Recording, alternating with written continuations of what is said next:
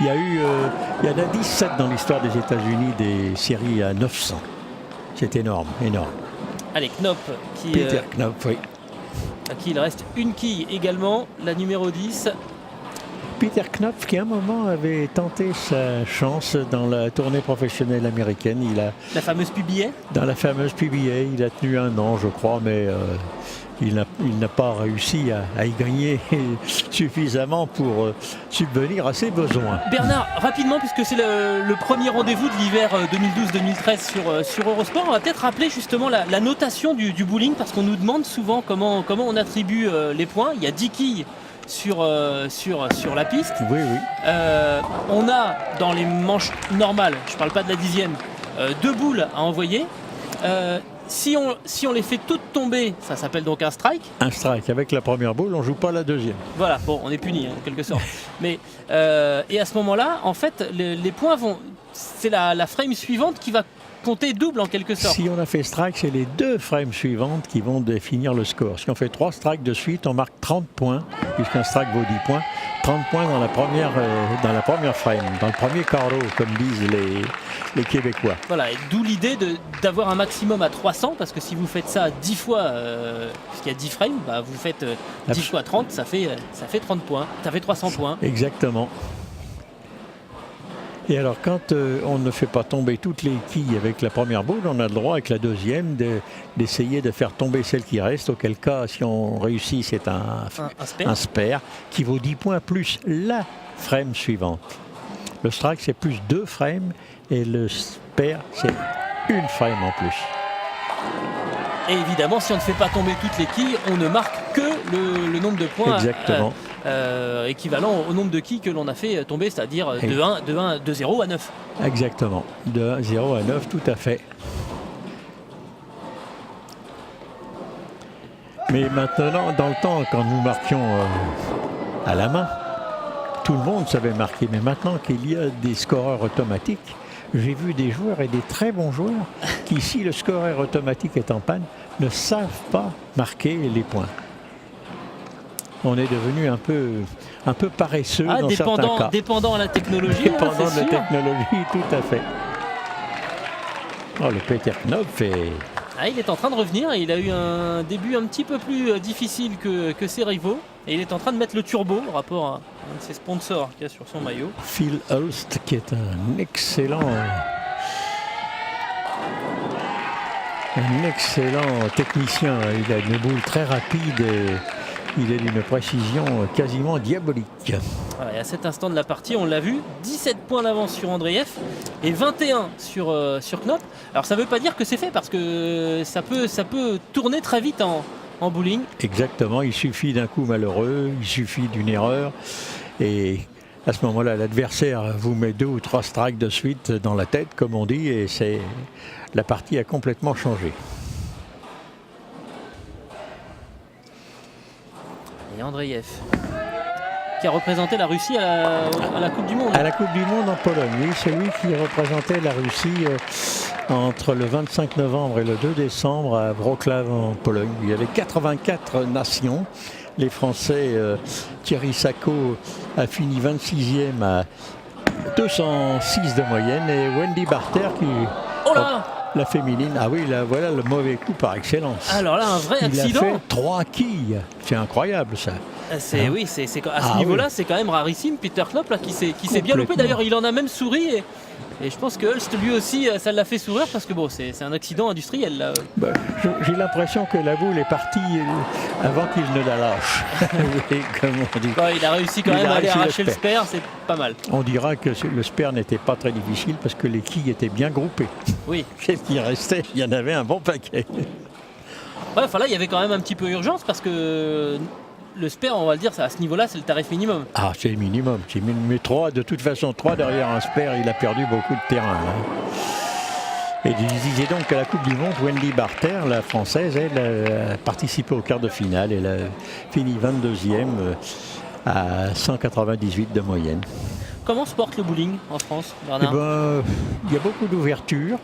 Il y a quelques fermetures, hélas. Mais on assiste à quasiment 5 ou 6 ouvertures par an.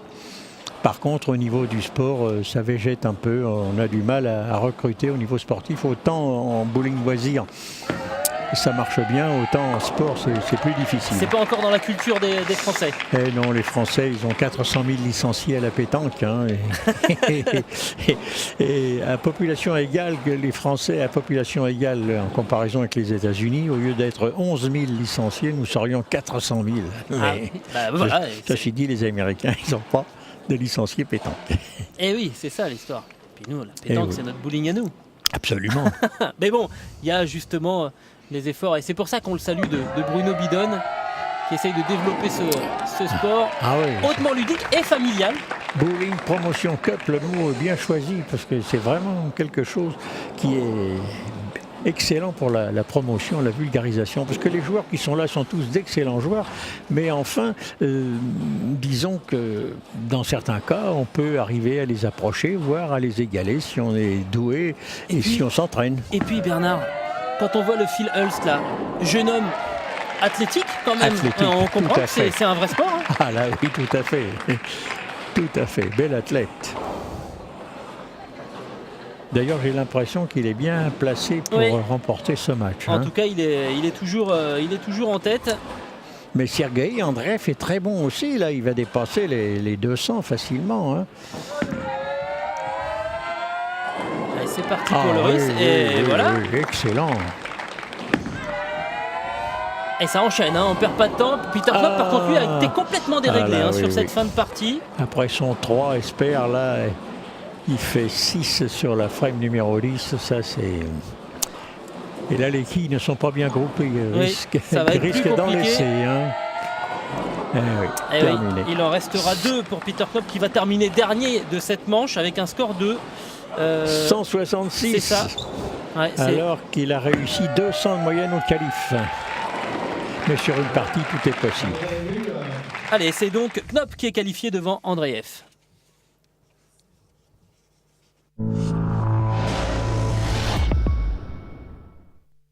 Dans un monde de mythes et de divinités.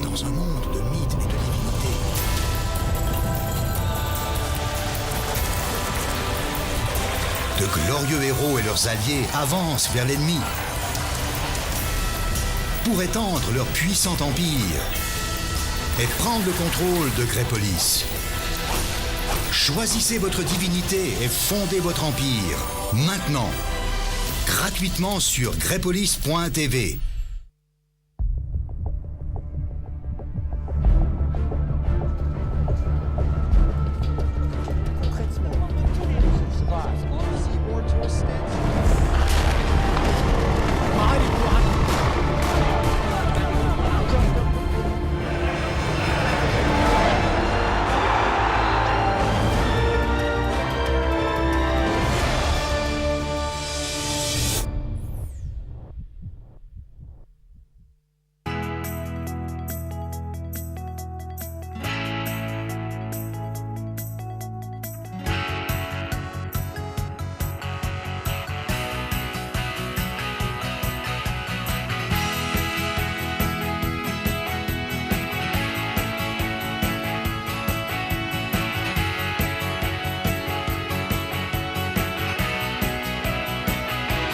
...2017 Universiade. See you in Taipei.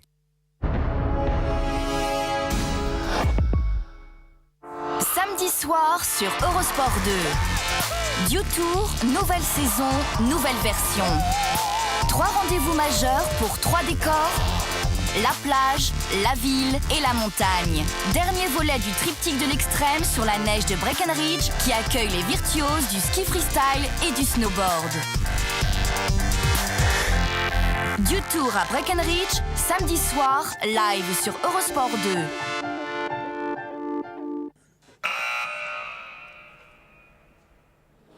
Allez, retour au Skittle à Vitré pour la demi-finale de cette manche d'ouverture du Tour 2012. de bowling. Alors, Phil Hulst, que l'on a vu juste avant la pause, s'est donc qualifié avec un score de 229. Et il retrouve désormais face à lui les hommes qui ont terminé 2e et 3e des qualifications, c'est-à-dire Mike Query, l'anglais, et Viktor Krasavskin, le russe.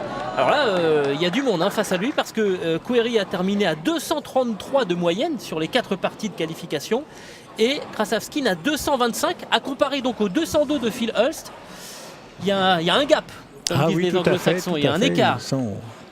Mais ceci dit, sur une partie, tout est possible. Ce qui est étonnant, c'est de voir que sur les 2 parties précédentes, Andreev avait donc remporté la première manche avec 277 et puis derrière, il n'a fait, entre guillemets, que 220. Donc le plus dur, c'est déjà pas mal. Oui, c'est sûr. 497 en 2 frames, c'est parties, beaucoup. Oui. En 2 parties, pardon, oui. Oui, c'est beaucoup. Voilà Krasavskin Viktor, le moscovite. Alors qu'on a aperçu Mike Query, qui lui a lancé cette frame numéro 4.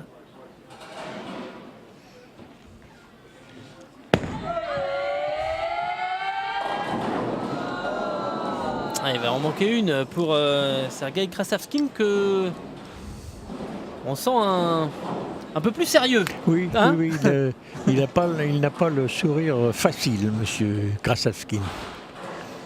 Mais ceci dit, ça se comprend tout à fait. Il est concentré sur son affaire.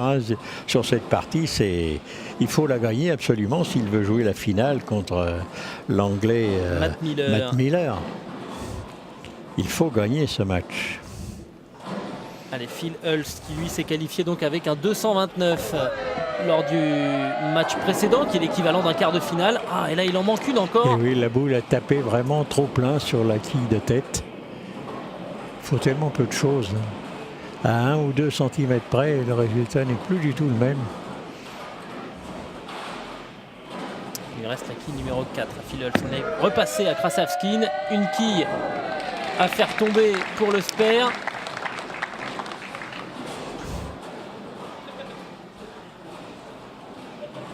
Phil Hulst, la deuxième boule pour cette frame numéro 5. Et alors le public a vitré, on verra aussi sans doute ça à Châteaubriand. On avait amené les enfants des écoles ou des collèges pour suivre la compétition, et c'est pour ça qu'on les entend dès qu'une boule est partie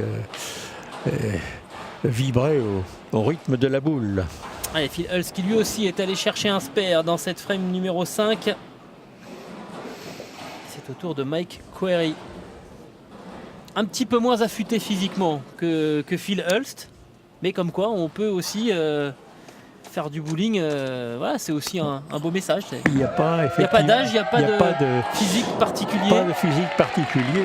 On a vu ça à la Coupe du Monde en Pologne, où une petite femme de la République dominicaine d'1m52, 48 kg, a réussi 1250 points sur les 5 parties de qualification. 230 de moyenne, le meilleur homme a fait 222, je crois. C'était incroyable, cette petite femme.